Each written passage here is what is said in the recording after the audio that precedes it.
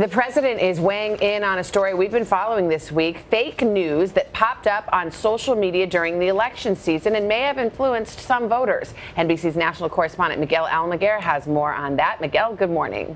Savannah, good morning. With the president speaking out, one man behind the fake headlines is gloating to the Washington Post, saying he's duped Americans for years. His hoax stories, he claims, having a significant impact on the election. For millions of Americans, Facebook is much more than a powerful social media platform. It's where they get their news. The problem is, fake news is shared more than ever. A BuzzFeed analysis found that fake election news generated more buzz on Facebook than stories from 19 mainstream news outlets combined. Fake news is such big news, President Obama weighed in Thursday. There's so much active misinformation, and it's packaged very well, and it looks the same when you see it on a Facebook page or you turn on your television.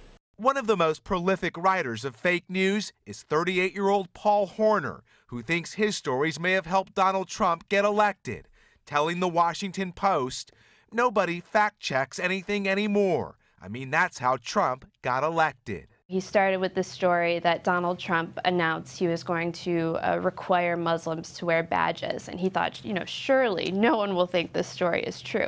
It's absurd. But in fact, people shared it. So then he said, well, I'm going to go one step further. And while Horner says he hates Trump and thought he was messing with the campaign, he also says with every click his fabricated stories made him money. Horner claims about $10,000 a month.